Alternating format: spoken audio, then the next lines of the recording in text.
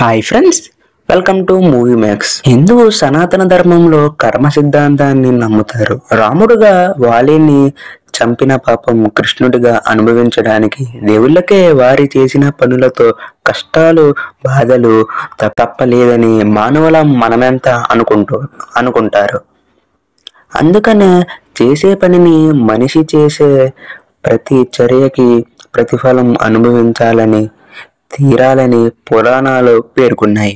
మనం చేసే మంచి కర్మలకు మంచి ఫలితాలు, చెడు కర్మలకు చెడు ఫలితాలు అనుభవించి తీరాలి. కర్మ సిద్ధాంతం అంటే మానసికంగా గాని శారీరకంగా గాని చేసేది.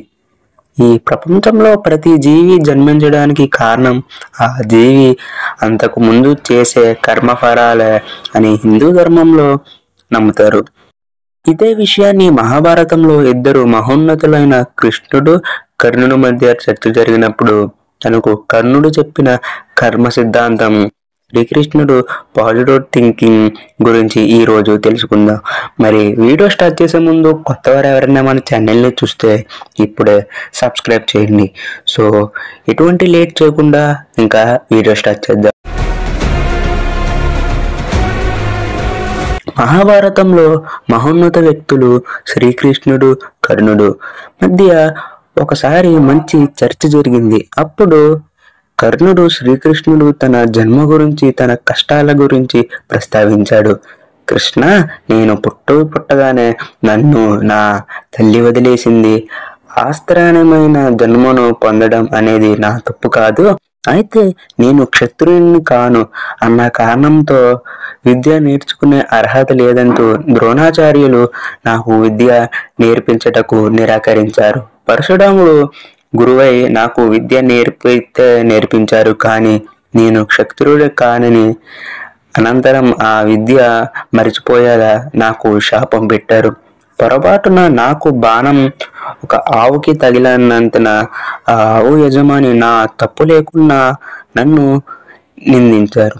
ద్రౌపది స్వయంవరంలో నాకు పరాభవం జరిగింది. అప్పుడు నా తల్లి ఎప్పుడూ లోకానికి నిజం చెప్పడానికి రాలేదు. కానీ అయితే కురుక్షేత్ర యుద్ధ సమయంలో కుంతిమాత వచ్చి నేను తన పుత్రుడని నాకు నిజం చెప్పింది. దీని వెనుకున్న కారణం కేవలం తన వేరే పుత్రులను కాపాడుకోవడం కోసమే. అయితే నేను ఏదైనా పొందాను అంటే అది దుర్యోధనుని దయాధర్మం వలనే.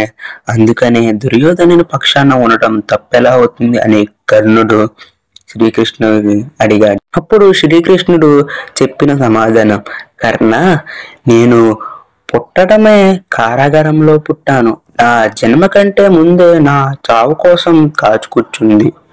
పుట్టిన వెంటనే తల్లిదండ్రుల నుంచి వేరుపడ్డాను. నువ్వు చిన్నతంలో కత్తులు, రథాలు, బాణాలు, గుర్రాలు ఇలాంటి శబ్దాల మధ్య పెరిగావు. కానీ నేను గోశాలలో పేడ వాసనల మధ్య జీవించాను.